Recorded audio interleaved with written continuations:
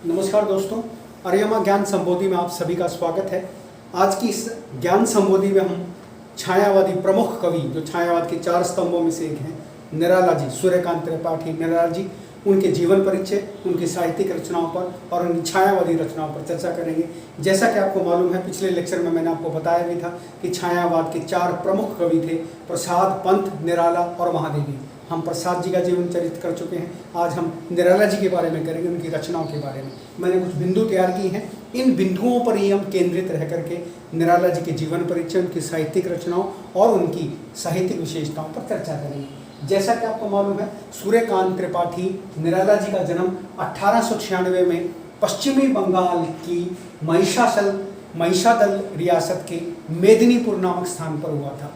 इनके जो पिता थे राम सहाय त्रिपाठी जी, वो असल में उत्तर प्रदेश के उन्नाव के रहने वाले थे और वो आजीविका की तलाश में जो है पश्चिमी बंगाल गए थे, इस महिषादल रियासत में गए थे। वहाँ उन्होंने जो है अपनी आजीविका के लिए प्रयत्न किया था और वहीं निराला जी का जन्म जो है 1896 ईस्वी में हुआ था। निराला जी ने जो औपचारिक शिक्षा है, फॉर्मल एजुकेशन जो है, 9वीं कक्षा तक प्राप्त की थी और घर के अंदर ही उन्होंने जो है बंगाली भाषा, हिंदी, अंग्रेज़ी और जो भी उस समय की भाषाएं थी, संस्कृत थी, उनका ज्ञान उन्होंने घर पर ही प्राप्त किया था, क्योंकि 9वीं कक्षा तक ही वो विद्यालय की औपचारिक शिक्षा ले सके थे और उनका जीवन काफ़ी कष्टों में बीता था। कहा जाता है कि इन्होंने जो सरस्वती और मर्यादा पत्रिकाएं आती थी, उनकी पुरानी प्रतियों से हिंदी सीखी थी, क्योंकि पश्चिमी बंगाल में जन्म होने के कारण इनका जो है बंगाली भाषा पर अधिकार था। बंगाली, एक तरह से बंगाली वातावरण के अंदर पैदा हुए थे। तो कहा जाता है कि जब इनका विवाह मनोहरा देवी नाम की एक विदुषी महिला से हुआ, तो उस विदेशी महिला ने जो है इन्हें हिंदी के अंदर काव्य रचना करने के लिए प्रेरित किया और इन्होंने, ऐसा माना जाता है, जो सरस्वती पत्रिका और मर्यादा पत्रिकाएं थी, उनकी पुरानी प्रतियों से जो है हिंदी का ज्ञान प्राप्त किया और फिर हिंदी के मूर्धन्य साहित्यकार, कवि, लेखक के रूप में प्रसिद्ध हुए। और इनका एक पुत्र और एक पुत्री थी। पुत्र का नाम था रामकृष्ण त्रिपाठी और पुत्री का नाम था सरोज। ऐसा माना जाता है एक पुत्र और पुत्री को जन्म देने के बाद मनोहरा देवी का निधन हो गया था। इससे इनका जीवन काफ़ी अभावग्रस्त रहा, जीवन भर इस चीज़ से परेशान रहे। जीवन भर इनको जो है गृहस्थी का एक जो कटास होती है, गृहस्थी की खटास होती है जीवन में, जो उनको पूरी तरह से ये इसको गृहस्थ जीवन को जी नहीं पाए थे, वो पीड़ा इनकी कविताओं के अंदर भी दिखाई दी। इनका व्यक्तिगत जीवन काफ़ी पीड़ाओं से भरा हुआ था और ऐसा भी माना जाता है कि अपनी पुत्री का विवाह इन्होंने बड़े चाव से किया था। फिर वो जो है कुछ समय के बाद विधवा हो गई थी और फिर उसका निधन भी हो गया था। तो इन सारी घटनाओं ने जो है निराला जी के जीवन के अंदर संघर्षों को भर दिया था, इनके जीवन को जो है वेदना से भर दिया था। और ऐसा माना जाता है कि निराला जी ने सबसे पहले समन्वय पत्रिका का संपादन किया, उसके बाद मतवाला का और उसके बाद सुधा का। अक्सर ये प्रश्न पूछा जाता है कि निराला जी ने सबसे पहले किस पत्र का संपादन किया था। तो सबसे पहले समन्वय का, फिर मतवाला का और फिर सुधा पत्रिका का संपादन किया था। और जीवन के संघर्षों से जूझते हुए 1961 ईस्वी में, 1961 में इस महान साहित्यकार का निधन हो गया था। और इस महान साहित्यकार ने अपने समय में जो है अपनी ही एक विशेष प्रकार की अपनी एक आभा बनाई थी, एक ऑरा बनाई थी, जिसका जो है हिंदी साहित्य पर एक अलग ही प्रभाव देखा जाता है। इसलिए हिंदी साहित्य जगत ने इनको महाप्राण कहा, इनको महाप्राण सूर्यकांत त्रिपाठी निराला कहा। इनको निराला और महाप्राण जैसे सम्मान देकर इनको सम्मानित किया। यदि मैं इनकी रचनाओं की बात करता हूँ तो इनके काव्य संग्रह बड़े प्रसिद्ध रहे हैं। उनमें अनामिका है, परिमल है, गीतिका है, तुलसीदास है, कुकुरमुत्ता है, बेला है, अनिमा है, अपरा है और नए पत्ते हैं। ये इनके प्रसिद्ध काव्य संग्रह हैं। इन्होंने उपन्यास भी लिखे थे, इनके उपन्यास भी बड़े प्रसिद्ध रहे हैं। उसमें अलका है, निरुपमा है, अप्सरा है और प्रभावती है। यदि मैं इनके कहानी संग्रह की बात करता हूँ तो इनके कहानी संग्रह, 2 बड़े कहानी संग्रह बड़े प्रचलित हुए थे। एक तो सुकुल की बीबी और ये चतुरी चमार, और एक इनका ये लिली कहानी संग्रह भी था। ये 3 बड़े प्रसिद्ध कहानी संग्रह थे। इन्होंने जो है रामचरितमानस का खड़ी बोली में अनुवाद भी किया था। तो ये इनकी रचनाएं थी। उसके बाद यदि हम इनके रेखा चित्रों की बात करते हैं तो आपको जैसा मालूम है, रेखा चित्र जो है आधुनिक काल की गद्य विधा है। आधुनिक काल के अंदर ही बहुत सारी गद्य विधाएं प्रचलित हुई थी, जिसमें रेखा चित्र थे, संस्मरण थे, यात्रा वृतांत थे, डायरी थी और इसमें जो है इस तरह की जो चीज़ें थी, रिपोर्टाज थे। तो ये सारी की सारी आधुनिक गद्य विधाएं जो है आधुनिक काल की ही देन है। तो इन्होंने भी जो है रेखा चित्र लिखे थे। उसमें रेखा चित्र इनका बड़ा मशहूर था।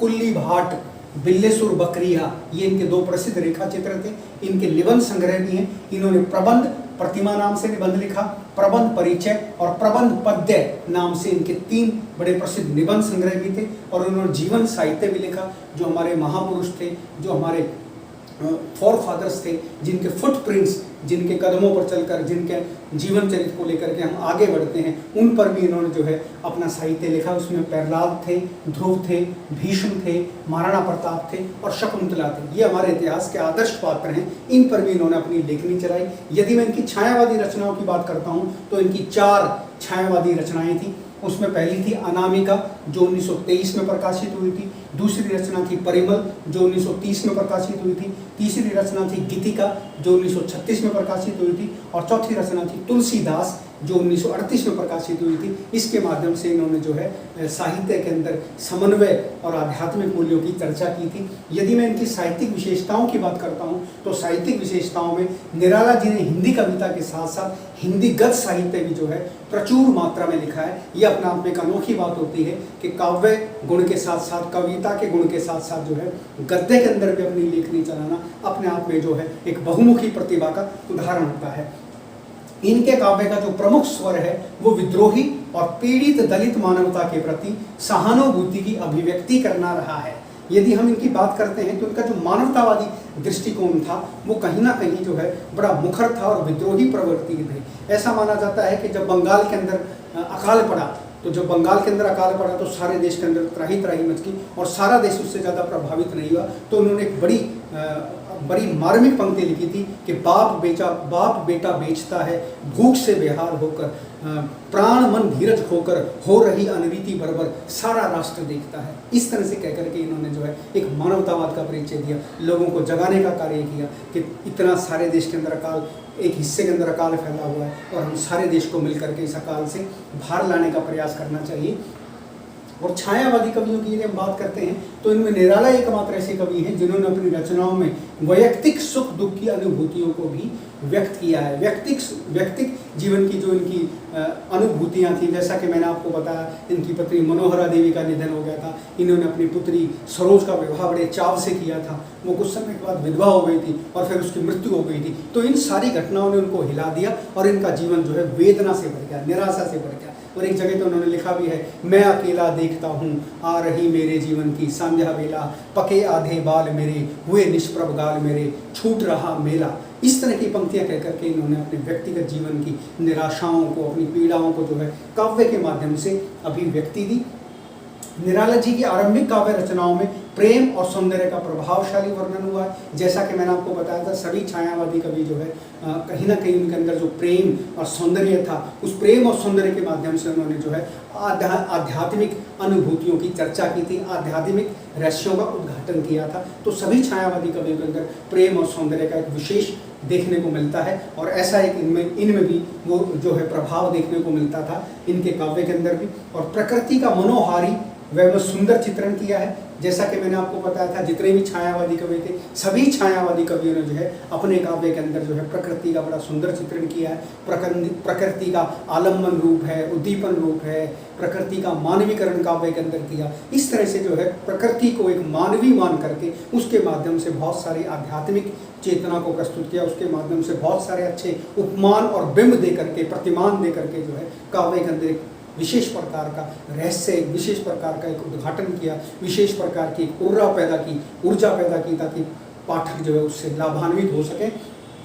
यदि मैं बात करूं तो निराला जी वेदांत दर्शन से अत्यधिक प्रभावित थे और भक्ति को सर्वोपरि मानते थे। भक्ति को सर्वोपरि मानते थे। आप इनकी राम की शक्ति पूजा देखेंगे तो राम की शक्ति पूजा जो है एक राम काव्य है और ऐसा माना जाता है कि एक बार इलाहाबाद के अंदर इनको राम की शक्ति पूजा का पाठ करना था। तो जब ये अंत में बीमारी की अवस्था में थे तो उस समय जो है सारे इलाहाबाद के अंदर जो है चर्चा चल पड़ी थी कि आज जो है निराला जी राम की शक्ति पूजा का पाठ करेंगे। तो इनके घर के बाहर जो है बहुत सारे लोग इकट्ठे हो गए थे, क्योंकि बहुत सुरीला गाते भी थे और बड़े भाव विभोर होकर के गाते थे। तो इनके काव्य में कहीं ना कहीं जो भक्ति का स्वर भी देखने को मिलता है और वो कहीं ना कहीं जो वेदांतवादी दर्शन था उस वेदांतवादी दर्शन ने जो है इनको कहीं ना कहीं प्रभावित भी किया था।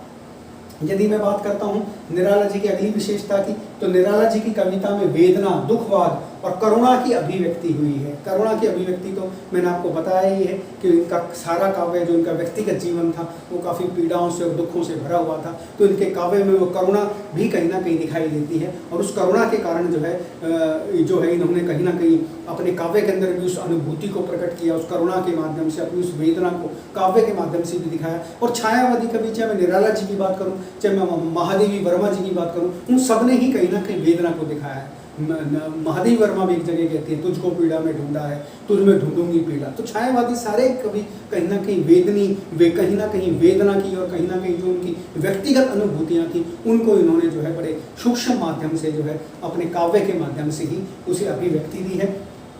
काव्य में मानवतावादी भावना और प्रगतिवादी स्वर जो है निराला जी के काव्य में बड़ा मुखर हुआ है।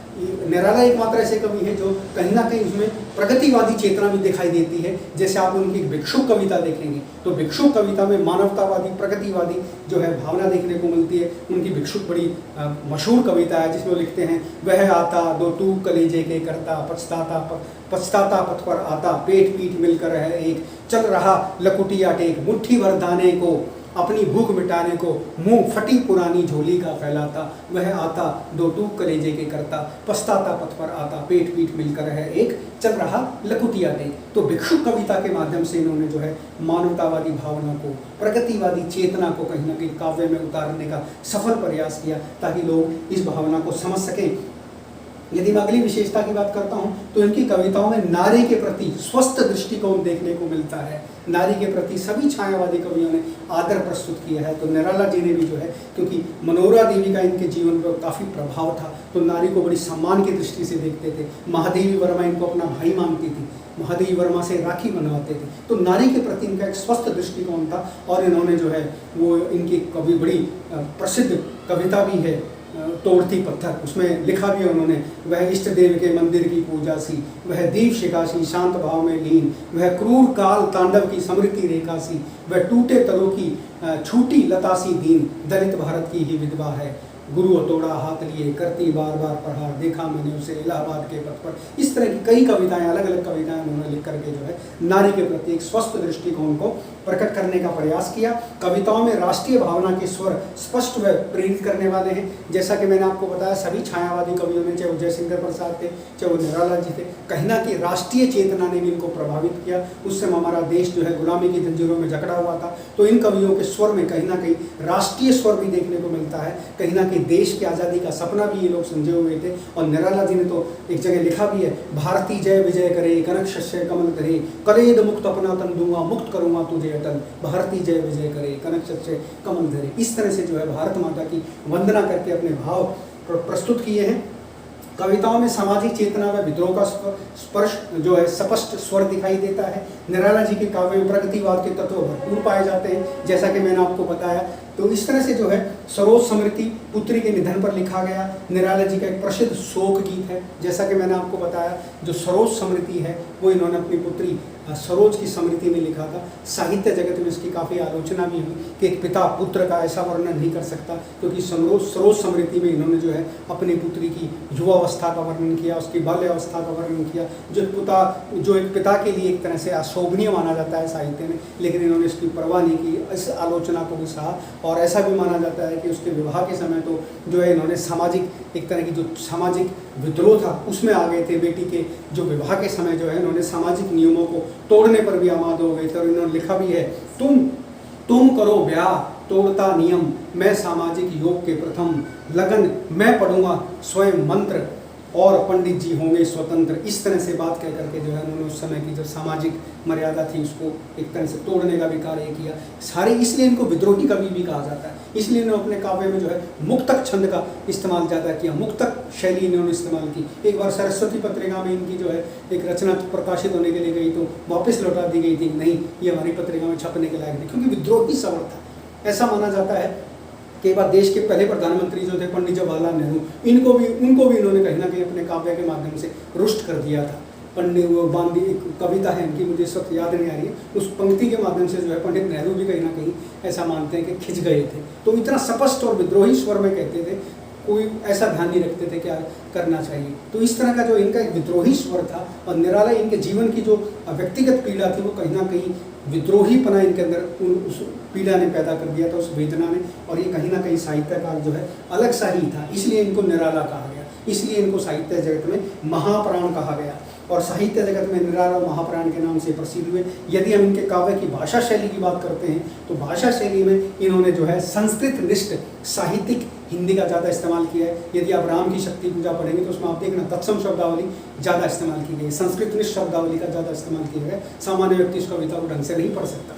उसके बाद सूक्ष्म प्रतीकों व नवीन उपमानों के लिए निराला जी प्रसिद्ध थे। इन्होंने अपने काव्य में जो है सूक्ष्म प्रतीकों का वर्णन किया और मुक्तक छंद का प्रयोग इन्होंने किया है। इनके काव्य में जो है संगीतात्मकता का गुण है, क्योंकि गीति काव्य तो छायावादी सभी कवियों की विशेषता थी। और इनके काव्य में जो है वीर करुण श्रृंगार रसों की प्रधानता पाई जाती है और शब्द शक्तियों, मुहावरों और लोकोक्तियों का इन्होंने जो है बड़ा सुंदर प्रयोग किया अपने साहित्य में। इस प्रकार निराला जी जो है हिंदी साहित्य जगत के छायावाद के एक निराले ही कवि थे। इन्होंने अपनी महाप्राण चेतना से जो है छायावाद को पूरी तरीके से जो है प्रभावित किया था और कहीं ना कहीं छायावाद जो है इस महान कवि के इस महान कवि की जो है कर्मस्थली बन सका और जो है छायावाद में इनका विशेष नाम लिया जाता है आदर के साथ। तो मैं समझता हूँ इन बिंदुओं के माध्यम से मैंने आपको छायावादी कवि निराला जी से रूबरू कराया। आपको मेरा ये लेक्चर यदि पसंद आया हो तो इस मेरे चैनल को सब्सक्राइब जरूर करें। अगले फिर किसी छायावादी कवि के साथ आपकी सेवा में फिर हाजिर होते हैं। तब तक के लिए धन्यवाद।